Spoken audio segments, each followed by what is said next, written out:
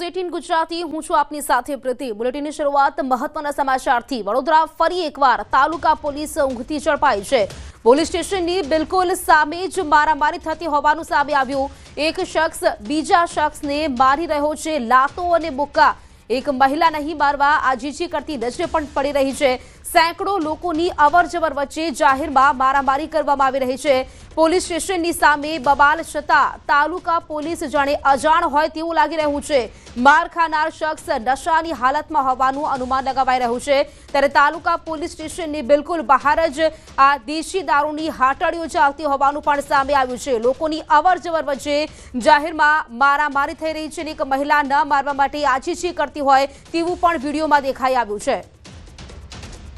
વધુ જાણકારી સાથે સંવાદદાતા હાર્દિક જોડાઈ ગયા છે। હાર્દિક, વિડીયો સામે આવ્યો છે, જાહેરમાં મારામારી કરવામાં આવતી હોય તે આ વિડીયો છે, મામલો શું છે આ સમગ્ર? બિલકુલ થી જો આપણે તાલુકા પોલીસ સ્ટેશનની વાત કરીએ તો તેની બહાર અવારનવાર આ પ્રકારના દ્રશ્યો સર્જાતા હોય છે। એનું પાછળનું મુખ્ય કારણ એ છે કે પોલીસ સ્ટેશનની બિલકુલ સામે જ ઘરે ઘરે દારૂની હાટડીઓ ચાલે છે। ગઈકાલે પણ આ જ પ્રકારની એક ઘટના બની। એક અંદાજા મુજબ એવું કહેવામાં આવી રહ્યું છે કે એ પરિવારનો જ કોઈ એક યુવક છે તે નશાની હાલતમાં હતો, ત્યારે તેના પરિવારના સભ્યો જે છે તેને આ રીતે લાતોને મુક્કા મારી રહ્યા હતા અને દારૂ નહીં પીવા માટે સમજાવી રહ્યા હતા। પરંતુ અહીંયા સૌથી મોટો સવાલ એ ઉભો થાય છે કે મારામારી થઈ છે ત્યારે તાલુકા પોલીસ ક્યાં હતી? કારણ કે જે જગ્યા પર આ ઘટના બની છે તેની બિલકુલ સામે જ તાલુકા પોલીસ સ્ટેશન આવેલું છે અને દ્રશ્યમાં પણ જોઈ શકાય છે કે બેરહેમી પૂર્વક જે છે એક શખ્સ જે છે તે બીજા શખ્સને લાતો અને મુક્કા મારી રહ્યો છે, તો બીજી એક મહિલા છે તે બે હાથ જોડીને આજીજી કરી રહી છે ન મારવા માટે। અને વાહન વ્યવહાર પણ જોઈ શકાય છે કે સેંકડો લોકો આ મુખ્ય માર્ગ પરથી અવર જવર કરી રહ્યા છે, ત્યારે લોકો પણ મૂક પ્રેક્ષક બનીને તમાશો જોતા હોય તેમ લાગી રહ્યું છે। ત્યારે આખી જે ઘટના બની તેનાથી તાલુકા પોલીસ અજાણ છે। ત્યારે આ વિડીયો સામે આવ્યા બાદ હવે તાલુકા પોલીસ કયા પ્રકારની કાર્યવાહી કરે છે તે જોવું રહ્યું। જી હાર્દિક, આભાર આપનું જાણકારી આપવા માટે। વાત સુરતની જ સરથાણમાં લક્ઝરી બસમાં આગ લાગી છે। અચાનક આગ લાગતા દોડધામ મચી ગઈ। ફાયર વિભાગે આગ પર કાબુ મેળવી દીધો છે। આગના કારણે લક્ઝરી બસને ભારે નુકસાન પહોંચ્યું છે। તો લક્ઝરી બસમાં આગ લાગવાની ઘટના સામે આવી છે। આગ લાગવાના કારણે લક્ઝરી બસને ભારે નુકસાન પહોંચ્યું છે, જેના આ દ્રશ્યો છે આગ લાગવાના તે પણ સામે આવે છે। આખી લક્ઝરી બસ જાણે આગમાં રાખ થઈ ગઈ હોય તેવું જોવા મળી રહ્યું છે। સરથાણની આ ઘટના છે જેમાં લક્ઝરી બસમાં આગ લાગતા અચાનક અફરાતફરી મચી ગઈ હતી, દોડધામ મચી ગઈ હતી। જો કે ફાયર વિભાગે ઘટનાસ્થળ પર પહોંચી આગ પર કાબુ મેળવી દીધો છે।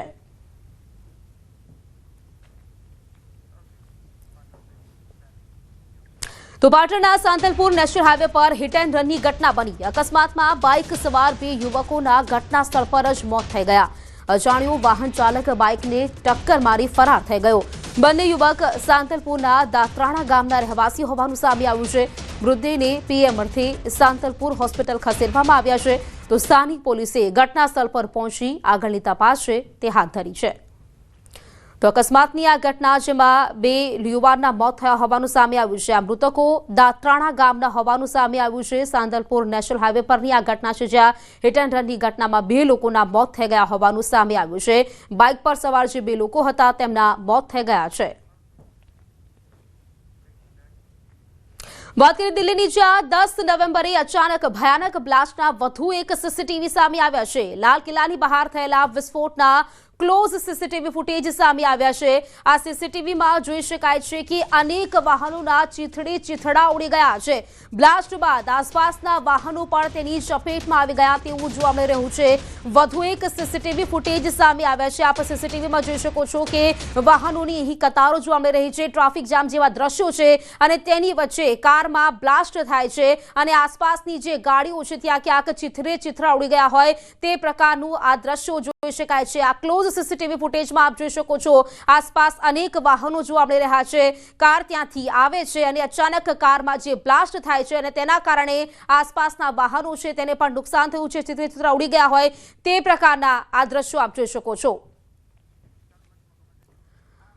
દિલ્હી બ્લાસ્ટના આ ક્લોઝ સીસીટીવી ફૂટેજ કાર આવતી નજરે પડી રહી છે। આસપાસ અનેકો વાહન જોવા મળી રહ્યા છે અને અચાનક કારમાં બ્લાસ્ટ થાય છે અને આસપાસના વાહનો ન જાણે ચિથરે ચિથરા ઉડી ગયા હોય તે પ્રકારે અહીં દ્રશ્યો જોવા મળી રહ્યા છે। સીસીટીવી ફૂટેજ વધુ એક સામે આવે છે। આ ક્લોઝ સીસીટીવી ફૂટેજ લોકો પણ આસપાસ છે, વાહનો જે પ્રકારે જોવા મળી રહ્યા છે।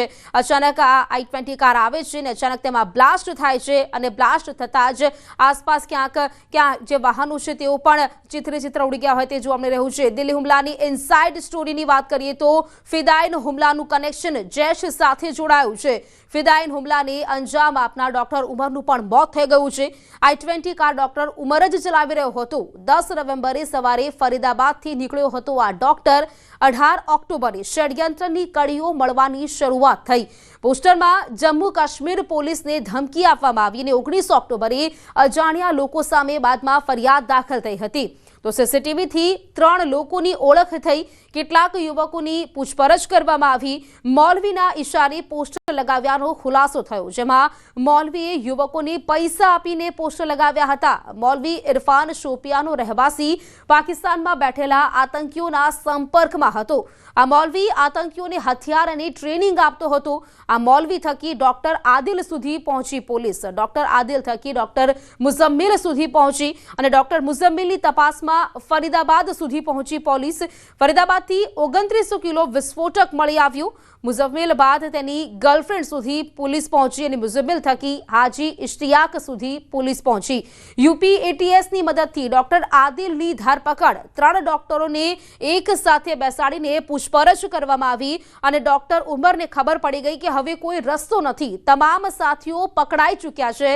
પોલીસે જ્યારે કાશ્મીર પહોંચી ત્યારે ઉમર ત્યાંથી નીકળી ગયો હતો અને ફરીદાબાદ પહોંચી વિસ્ફોટકો લીધા। દિલ્હીમાં આવીને ફિદાયીન હુમલાને તેણે અંજામ આપ્યો। લાલ કિલ્લા પર બ્લાસ્ટ પાછળ મોટું ષડયંત્ર રચાયેલું હતું। આ બ્લાસ્ટ કરીને મોટો સંદેશ આપવાનો હતો પ્રયાસ। જૈશનું પ્લાનિંગ આખા દેશમાં બ્લાસ્ટ કરવાનું હતું। તો હુમલાની ઇનસાઇડ સ્ટોરીની વાત કરીએ કે જ્યારે જેના 3 સાથીઓ પકડાયા હતા તે બાદ ડોક્ટર ઉમરને જે આતંકવાદી છે તેને ખબર પડી ગઈ હતી કે તમામ સાથીઓ છે તેઓ પકડાઈ ચૂક્યા છે અને ત્યારબાદ પોલીસ તેની સુધી પહોંચી તે પહેલા જ તે કાશ્મીરથી નીકળી ચૂક્યો હતો અને કાશ્મીરથી તે ફરીદાબાદ ગયો હોવાનું આ ઇનસાઇડ સ્ટોરી છે તેમાં સામે આવ્યું છે અને સાથે જ તે ફરીદાબાદ પહોંચ્યું ને ત્યારબાદ તેને ત્યાં વિસ્ફોટકો ખરીદ્યા હતા। તેના 3 સાથીઓ પકડાઈ ચૂક્યા હતા અને દિલ્હીમાં આવીને ફિદાયીન હુમલાને તેણે અંજામ દિલ્હી બ્લાસ્ટ કેસમાં સૂત્રો દ્વારા મોટો ખુલાસો કરવામાં આવ્યો છે। હવે એ વાત સ્પષ્ટ થઈ ગઈ છે કે i20 કાર ચલાવનાર વ્યક્તિ બીજું કોઈ નહીં પણ ડોક્ટર ઉમર જ હતો। ડીએનએ રિપોર્ટ આવ્યા બાદ આ વાતની પુષ્ટિ કરવામાં આવી છે। તપાસ એજન્સીઓએ ડોક્ટર ઉમરની માતાના ડીએનએનું મેચિંગ i20 કારમાંથી મળેલા હાડકાં અને દાંતના ડીએનએ નમૂનાઓ સાથે કર્યું હતું। પોલીસ સૂત્રોના જણાવ્યા અનુસાર ડોક્ટર ઉમરની માતાના ડીએનએ i20 કારમાંથી મળેલા હાડકાં અને દાંતના ડીએનએ સાથે મેચ થયા હતા। વધુમાં દિલ્હી કાર બ્લાસ્ટની ઘટના પહેલા ઉમરી નબી ફૈઝ ઇલાહી મસ્જિદમાં રોકાયો હતો।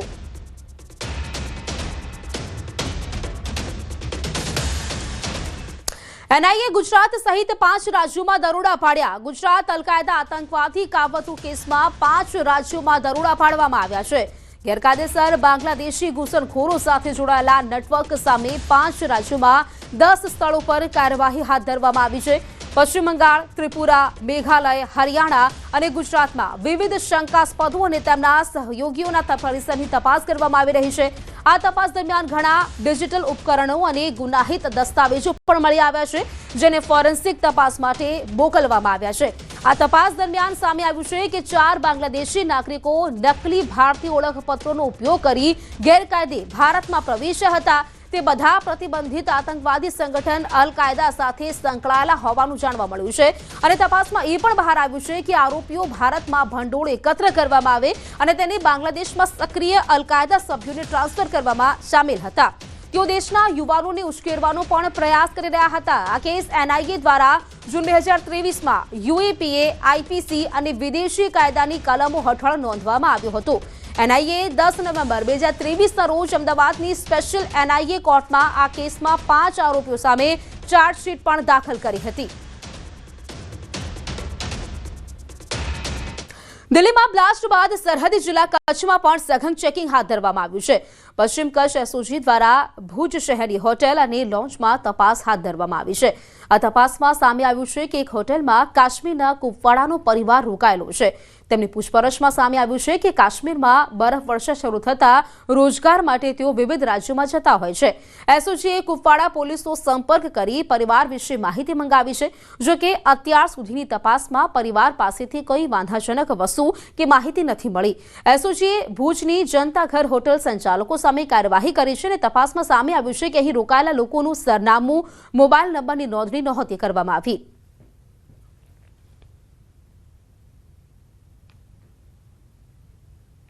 હોટલમાંથી 2 કાશ્મીરી યુવક, એક મહિલા તથા 3 બાળકો મળી આવેલ હતા અને જેમના રહેણાંકના રજીસ્ટ્રેશન બાબતે પૂછપરછ કરતા તેમણે માત્ર એક વ્યક્તિનું રજીસ્ટ્રેશન કરેલું હતું. બીજા કોઈના આઈડી પુરાવા કે કોઈ માહિતી લીધેલ હતી નહીં. એટલે જે શંકા ઉદ્ભવે એવી પરિસ્થિતિનું નિર્માણ થતાં અમે તાત્કાલિક હોટલ માલિક તથા જે કાશ્મીરી પરિવાર જે હતો તે લોકોને એસઓજી ખાતે લેતા આવેલ અને હોટલ સંચાલક વિરુદ્ધ અમે ગુનો દાખલ કરેલ છે. દિલ્હીથી મહત્વપૂર્ણ સમાચાર. વધુ એક વિસ્ફોટક અવાજ સંભળાયો. મહિપાલપુરમાં વિસ્ફોટક અવાજ સંભળાયો છે. રેડિશન હોટલ નજીક વિસ્ફોટક અવાજ સંભળાયો. દિલ્હી પોલીસે ઘટના સ્થળ પર પહોંચી તપાસ હાથ ધરી છે. રેડિશન હોટલ નજીક વધુ એક વિસ્ફોટક અવાજ સંભળાયા હોય તેવા સમાચાર સામે આવ્યા છે. હાલ તો દિલ્હી પોલીસે તે ઘટના સ્થળ પર પહોંચી ચૂકી છે અને આગળની તપાસ હાથ ધરી છે. મહિપાલપુરમાં વિસ્ફોટક અવાજ સંભળાયો હોવાનું સામે આવ્યું છે. મહિપાલપુરમાં રેડિશન હોટલ નજીક વિસ્ફોટક અવાજ સંભળાયો છે અને હાલ તો પોલીસ છે તે ઘટના સ્થળ પર પહોંચી ચૂકી છે અને આગળની તપાસ હાથ ધરી છે. દિલ્હીમાં હુમલા બાદ વધુ એક વિસ્ફોટક અવાજ, આતંકી હુમલા બાદ વધુ એક વિસ્ફોટક અવાજ સંભળાયો છે. રેડિશન હોટલ નજીક આ વિસ્ફોટક અવાજ સંભળાયો છે. તો વધુ એક વિસ્ફોટકમાં ચોંકાવનારો ખુલાસો થયો છે. બસનું ટાયર ફાટવાનો અવાજ આવ્યો હતો. વિસ્ફોટક અવાજનો કોલ મળ્યો હતો અને આ મામલે સામે આવ્યું છે કે બસનું ટાયર ફાટવાનો આ અવાજ હતો. વિસ્ફોટક અવાજનો જે કોલ મળ્યો હતો ને ત્યારબાદ તપાસ પણ કરવામાં આવી હતી. તપાસમાં સામે આવ્યું છે કે બસનું ટાયર ફાટવાનો અવાજ હતો. દિલ્હીમાં વિસ્ફોટક અવાજ સંભળાયો હતો ત્યારબાદ પોલીસની ટીમ છે તે પણ ઘટના સ્થળ પર પહોંચી ગઈ છે. જો કે આ વિસ્ફોટકમાં ચોંકાવનારો ખુલાસો થયો છે. બસનું ટાયર ફાટવાનો અવાજ આવ્યો હતો તે પ્રકારનો ખુલાસો વિસ્ફોટક અવાજનો કોલ મળતા જ પોલીસ પણ પહોંચી ચૂકી હતી. તપાસ કરવામાં આવી અને આ તપાસ દરમિયાન જે સામે આવ્યું છે કે બસનું ટાયર ફાટવાનો અવાજ હતો. વાત અમદાવાદની છે. એનસીપી કાર્યાલય પર આઈટીનું સર્ચ. આશ્રમ રોડ પર આવેલા કાર્યાલયમાં સર્ચ ઓપરેશન ચાલુ છે.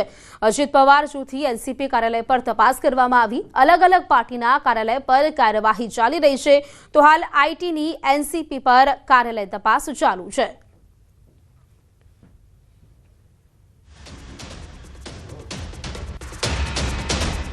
ગુજરાતમાં વહેલી સવારથી જ ઇન્કમટેક્સ ડિપાર્ટમેન્ટે સપાટો બોલાવ્યો છે. ગાંધીનગરમાં એક રાજકીય પાર્ટીના ત્યાં દરોડા પડ્યા બાદ અમદાવાદમાં પણ એક રાજકીય પાર્ટીની ઓફિસ છે કે જ્યાં દરોડા પાડવામાં આવ્યા છે. આપ જોઈ શકો છો રાષ્ટ્રવાદી કોંગ્રેસ પાર્ટી જે ગુજરાત પ્રદેશ કાર્યાલય છે કે જ્યાં આઈટીની ટીમ પહોંચી હતી અને આઈટીની ટીમ દ્વારા હાલમાં તપાસ કરવામાં આવી રહી છે.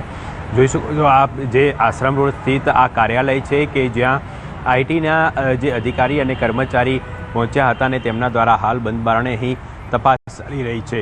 એટલે કહી શકાય તો ગુજરાતમાં આજે વહેલી સવારથી જ અલગ અલગ જગ્યાઓ પર ઇન્કમટેક્સ ડિપાર્ટમેન્ટના દરોડા જોવા મળ્યા હતા અને ત્યારબાદ આ જે ટીમ છે તે મોડી સાંજે અહીં જે આશ્રમ રોડ સ્થિત પ્રદેશ કાર્યાલય છે ગુજરાત પ્રદેશ કાર્યાલય ત્યાં પહોંચી હતી અને અલગ અલગ જે બાબતોને લઈને તપાસ હાથ ધરી છે. કેમેરામેન અમિત શર્મા સાથે ઋત્વિજ સોની, ન્યૂઝ 18 ગુજરાતી, અમદાવાદ. જૂનાગઢમાં જેલમાંથી લખાયેલા પત્રનો મામલો. પત્ર મામલે જેલર દીપક ગોહિલનું નિવેદન સામે આવ્યું છે. આ પત્ર 2-3 મહિના પહેલા લખાયેલો હોઈ શકે છે. પત્રમાં બુટલેગરનું નામ લખાયું છે. પત્રની કરવામાં આવી રહી છે તપાસ. આ પત્રમાં ઉલ્લેખ તમામ લોકોના નિવેદન લેવામાં આવશે.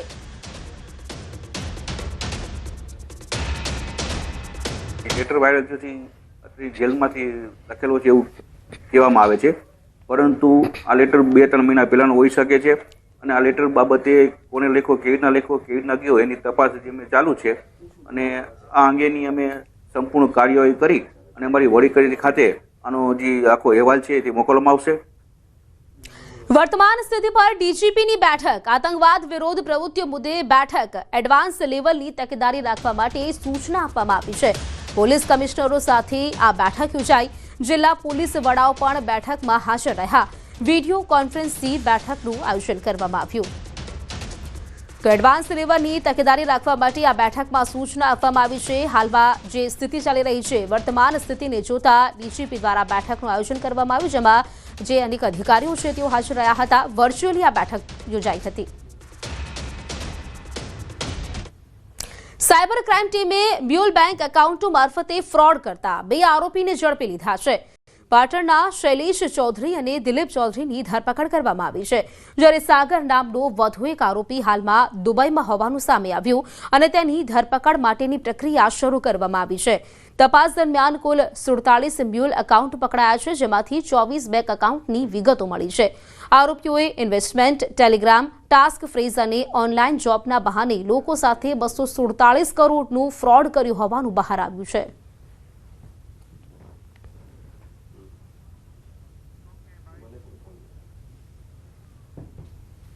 પાટણમાંથી 2 છે ભાઈઓ, એક છે શૈલેષ શંકરભાઈ ચૌધરી અને બીજા છે Dilip Shankarbhai Chaudhary.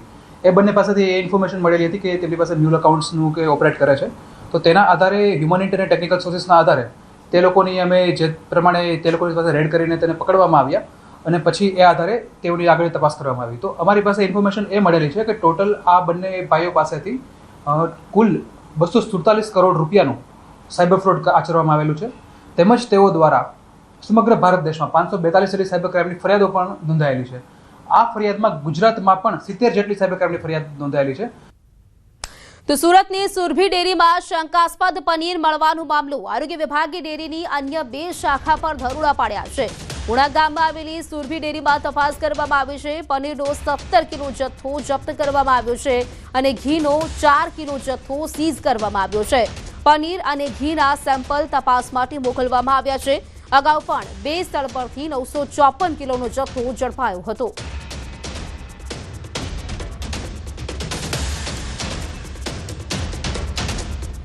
Statue of unity ખાતે ચાલી રહેલા ભારત પર્વમાં સહભાગી થવા ઉત્તર પ્રદેશના મુખ્યમંત્રી યોગી આદિત્યનાથ કેવડિયા એસઓયુની મુલાકાતે પહોંચ્યા હતા. તેમની સાથે ઉત્તર પ્રદેશના રાજ્યપાલ, ઉપમુખ્યમંત્રીઓ સહિત રાજ્યના કેબિનેટ મંત્રી અર્જુન મોઢવાડિયા અને અધિકારીઓ હાજર રહ્યા હતા. સરદાર સાહેબને પુષ્પાંજલિ અર્પણ કરી સીધા ભારત પર્વની ઉજવણીમાં પહોંચ્યા હતા.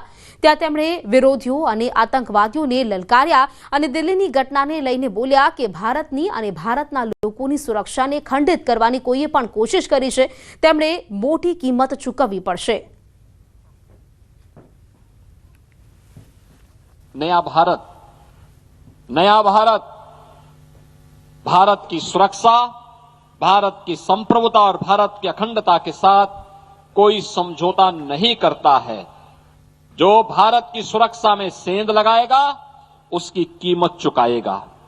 जो भी भारत के नागरिकों की सुरक्षा में सेंध लगाने का तो साहस करेगा उसकी कीमत उसको चुकानी ही पड़ेगी. ये नया भारत समय आने पर उस प्रकार का जवाब देता है. पिछले 11 वर्षों में हमने इन सब कार्यों को अपने आंखों से देखा है. हर भारतवासी ने इसको महसूस किया है. દિવાળીનું વેકેશન હોય કે ઉનાળુ વેકેશન, રજાના દિવસોમાં લગભગ લોકો પ્રવાસના મૂડમાં હોય છે. ત્યાં કેટલાક પ્રકૃતિ પ્રેમીઓ માટે કુદરતી સૌંદર્યનો લહાવો મેળવવા માટે સૌથી સસ્તું અને સુંદર માધ્યમ બિલીમોરા વઘઈ નેરોગેજ ટ્રેનની મુસાફરી છે. આ ઐતિહાસિક ટ્રેનનો આનંદ લેતા પ્રવાસીઓ એક તરફ કુદરતી સૌંદર્યમાં ખોવાઈ જાય છે, તો બીજી તરફ સુવિધાઓના અભાવથી નિરાશ પણ થાય છે. આજે ઇતિહાસની વર્તમાનની અનેક સફર ખેડી ચૂકેલી આ ટ્રેનની સ્થિતિ અને તેની સુવિધાઓ બંને જૂની અને બિસ્માર થઈ ગઈ છે.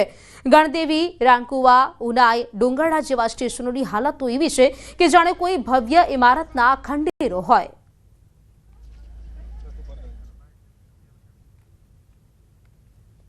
વધારે વિકસાવવી હોય તો એની ઉપર આવેલ બિલીમોરાથી લઈને આગળ ઉપર ચાલીએ તો ગણદેવી, ચીખલી રોડ, કાડા આ સુધીના બધા સ્ટેશનો ઉનાઈને છોડીને ખંડેર હાલતમાં પડ્યા છે. સુવિધા નથી કંઈ પણ.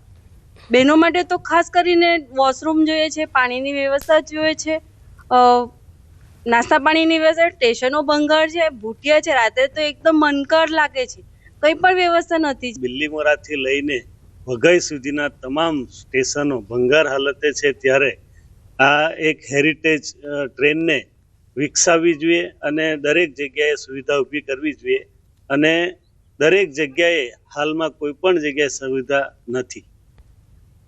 તો સ્થાનિક આગેવાનો, સાંસદ અને કેન્દ્રીય મંત્રી CR પાટીલની આગેવાનીમાં મુદ્દે રેલવે મંત્રી અશ્વિની વૈષ્ણવ સમક્ષ રજૂઆતો કરવામાં આવી છે. ભવિષ્યમાં સ્ટેશનોના પુનઃનિર્માણ અને મુસાફરો માટેની સુવિધાઓ વધારવાના પ્રયાસો હાથ ધરાશે. જે વિસ્ટાડોમ કોચ નવો જે બનાવ્યો છે એમાં બધી સુવિધાઓ છે, એસી કોચ જે છે એમાં, પરંતુ જે જનરલ કોચ છે એના અંદર ટ્રાફિક સુવિધાનો અભાવ છે અને આ અંગેની અમે જ્યારે અમારા આદરણીય સાંસદ શ્રી CR પાટીલ સાહેબ સાથે રેલવે મંત્રી શ્રી અશ્વિની વૈષ્ણવજીને દિલ્હી ખાતે મુલાકાત લીધી હતી. બિલ્લીમોરાના કેટલાક રેલવેના પ્રશ્નો અંગે તે વખતે રજૂઆત કરવામાં આવી હતી. અમદાવાદના ગીતા મંદિર ખાતે બસપોર્ટ બનતા 10 વર્ષનો સમય લાગી ગયો છે. PPP મોડલ પર શરૂ કરાયેલા આ પ્રોજેક્ટમાં કુલ 59,000 ચોરસ યાર્ડ જમીન પર 2 પ્લોટ પર દક્ષિણ અને ઉત્તર તરફ બાંધકામ થવાનું હતું. દક્ષિણ તરફનું બસપોર્ટ 2015માં તૈયાર થઈ ગયું હતું, પરંતુ ઉત્તર તરફનું કામ વિવિધ વહીવટી અને તકનીકી કારણોસર વર્ષો સુધી અટક્યું છે. હાલ ઉત્તર તરફના 26,000 ચોરસ યાર્ડ વિસ્તારમાં 16 પ્લેટફોર્મ સાથેનું બસપોર્ટ તૈયાર થયું છે, જ્યારે બાકીની જમીન પર કોમર્શિયલ બાંધકામ થયું છે.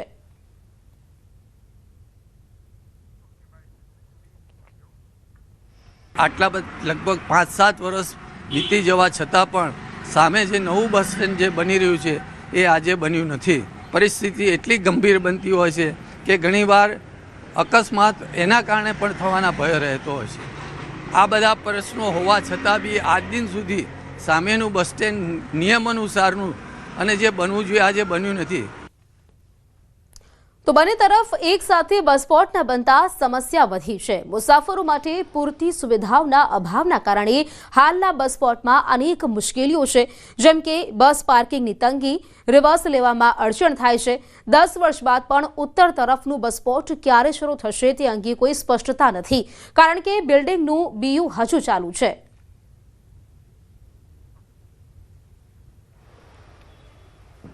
બસનું પાસ કઢાવવા અહીંયા આવ્યો હતો, એટલે બાઇક મેં અહીંયા મૂકી, ત્યાંથી અંદરથી આવવા જ દે છે અંદર, તો એવી ખબર નથી. પછી અહીંયાથી ગાડી આવી, તરત હું ભાગીને આવ્યો, પણ ફોટો પાડીને જતા રહ્યા, તો એ તો અન્યાય જ કહેવાય ને એક પ્રકારનો. ના, લખેલું ક્યાંય નથી નો પાર્કિંગ. અહીંયા કોઈ જગ્યાએ બોર્ડ લગાવ્યા નથી નો પાર્કિંગ ઝોનના, છતાં પણ અંદર આવીને આવી રીતે વ્હીકલો ઉપાડી જાય છે, પબ્લિકને હેરાન કરે છે, પબ્લિકને પરેશાન કરે છે. તો આ ત્રાસમાંથી છોડાવવાનું, એરપોર્ટ તો દૂર રહ્યું, અહીંયા સામાન્ય બસ સ્ટેશન જેવી બી સુવિધાઓ નથી મળતી. તમે અંદર જઈને જુઓ કેટલી ગંદકી છે, બરાબર. આજે આટલી બધી પબ્લિક આવે છે તો એનું શૌચાલય કેટલું ચોખ્ખું આવવું જોઈએ, કેટલી ગંદકી છે અહીંયા જુઓ, કેટલી ગંદકી છે, પાણી ભરાઈ જાય છે. તો આવી કોઈ સુવિધાઓ અહીંયા મળતી નથી. ખાલી ચોપડા ઉપર કરાવવાથી કશું ના થાય, અને આવી રીતે જે પબ્લિકને હેરાન કરે છે એ તો થવું જ ના જોઈએ. તમે જોશો તો ગંદકી બધે બાજુ ગંદકી હશે, અને રાતે તમે અહીંયા આવશો તો આ પૂરું એરપોર્ટ જે કે બસ સ્ટેશન કહેવાય, બસ સ્ટેશન આ હોટેલ જે કહેવાય ને બજારી, એવી રીતે થઈ જાય છે. અને બીજી વસ્તુ એવી અહીંયા છે કે અહીંયા એરપોર્ટમાં સરકારી જે કર્મચારી હોય, જે પોલીસવાળા હોય, એ સિક્યોરિટી ગાર્ડ હોય છે. અહીંયા તો બાઉન્સરને મૂકી દેવામાં આવ્યા છે. ખબર નહીં સરકાર બાઉન્સરને મૂકીને શું કહેવા માંગે છે. બાઉન્સર બિલકુલ બી કંઈ કામ કરતા નથી. જે કોઈ પ્રવાસીઓ આવે છે એના સાથે ગેરવર્તન કરવામાં આવે છે. અને બીજી વસ્તુ, ચેકિંગના બહાને ખાલી બાઉન્સરોને ખાલી ઊભા રાખવામાં આવે છે, કોઈ જાતનું ચેકિંગ થતું નથી. ગીતા મંદિર ખાતે એસટી નિગમના 2 સ્ટેશન બનવાના છે. એટલે એક સ્ટેશન છે કે જે દક્ષિણ તરફ આવેલું છે, ગીતા મંદિર બસપોર્ટ, એ 2015માં તૈયાર થઈ ગયો, અને આ ઉત્તર તરફ છે તે અત્યારે બની રહ્યું છે. જો કે ઉત્તર તરફનું આ બસપોર્ટ છે તેને બનતા 10 વર્ષનો સમય છે તે લાગી ગયો છે. આ જે જગ્યા છે તેના પર 16 પ્લેટફોર્મની આખું બસ સ્ટેશન છે તે તૈયાર કરવામાં આવ્યું છે, અને દાવો છે કે બસપોર્ટ જેવી સુવિધા છે તે આપવામાં આવશે. પરંતુ હવે 10 વર્ષ વીત્યા બાદ આ જે બસપોર્ટ છે તે તૈયાર થઈ રહ્યું છે, અને હવે બીયુ પરમિશન માટેની રાહ જોવાઈ રહી છે. જો બીયુ પરમિશન આવતાની સાથે જ આ બસપોર્ટને ખુલ્લું મૂકી દેવાશે. કેમેરામેન પંકજ મકવાણા સાથે વિભુ પટેલ, ન્યૂઝ 18 ગુજરાતી, અમદાવાદ. રાજકોટની દુર્ઘટના અને હાઈકોર્ટની ફટકાર બાદ રાજ્યભરમાં ફાયર સેફટીની સક્રિયતા જોવા મળી હતી, જેના ભાગરૂપે ભાવનગરમાં 1568 બિલ્ડિંગોને ફાયર એનઓસીની આવશ્યકતા હોવાનું બહાર આવ્યું હતું, જો કે હજુ પણ લગભગ 100 જેટલા બિલ્ડિંગો એનઓસી વગરના છે। ફાયર વિભાગના અધિકારીએ જણાવ્યું હતું કે મોટા ભાગના બાકી રહેલા બિલ્ડિંગો ખૂબ જૂના હોવાથી તેમાં ફાયર સેફટી ઇન્સ્ટોલ કરવી મુશ્કેલ છે। શહેરમાં હોસ્પિટલો, રહેણાંકી બિલ્ડિંગો, મેરેજ હોલ અને શૈક્ષણિક તથા કોમર્શિયલ બિલ્ડિંગો સહિતને ફાયર ઇન્સ્ટોલેશન કરી એનઓસી લેવી ફરજિયાત છે। એનઓસી નહીં મેળવનારને નોટિસ આપવામાં આવી છે। અત્યાર સુધીમાં 332 બિલ્ડિંગોને નોટિસ આપવામાં આવી છે, તો બીજી તરફ મહાનગરપાલિકાના જ અનેક જર્જરિત શોપિંગ સેન્ટરો અને શાક માર્કેટ પર કોઈ કાર્યવાહી ન થતા તંત્ર કોઈ મોટી દુર્ઘટનાની રાહ જોતું હોય તેવા સવાલો ઉભા થયા છે। સમાચારોમાં અત્યારે ફક્ત આટલું જ। મને આપશો રજા। નમસ્કાર।